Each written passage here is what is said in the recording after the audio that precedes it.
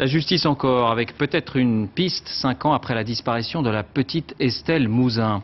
Suite à un renseignement, les policiers cherchent ce soir encore les traces d'un corps d'enfant dans les fondations d'un restaurant en Seine-et-Marne. 10 personnes sont en garde à vue. Les enquêteurs restent très prudents et discrets. Lionel Feuerstein, Marie Cazot. C'est sans doute la première piste sérieuse depuis la disparition d'Estelle Mouzin, mais elle est encore très fragile. En fin de matinée, une dizaine d'enquêteurs du SRPJ de Versailles entrent dans ce restaurant chinois de Brie-Comte-Robert. Leur but, vérifier les dires d'un informateur.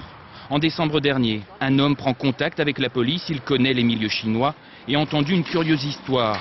Celle de ce restaurant, un ancien local industriel, loué quelques mois auparavant par une famille chinoise qui a engagé d'importants travaux. Il y a eu des entreprises qui sont venues, enfin, ça n'a pas été fait en pirate comme ça. Vous vous rendez compte qu'ils ont passé des linteaux, il y a quand même un mur complet ici qui a été coupé, ils ont passé des fers, donc ça peut être du travail, c'est pas de la bricole. Donc après... En garde à vue, un ouvrier chinois a avoué avoir découvert en juillet dernier, lors du creusement d'une dalle, des ossements, sans savoir, dit-il, si c'était ceux d'un humain. À l'époque, les restaurateurs n'ont rien dit. Ils se seraient débarrassés de ces ossements dans une benne à ordures. Les policiers cherchent à savoir s'il en reste d'autres sous la dalle. L'informateur de la police, lui, préciserait qu'il s'agit d'une petite fille aux cheveux longs, à côté de laquelle se trouvait un morceau de tissu rouge. Information non confirmée ce soir par les gardés à vue. La petite Estelle, enlevée le 9 janvier 2003 à Guermantes, portait précisément un petit pull rouge.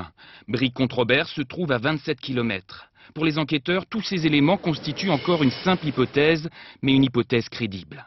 C'est une piste extrêmement sérieuse, les moyens sont mis, toutes les recherches sont faites. Ça paraît en tout cas de nature à démontrer que des faits criminels ont été commis.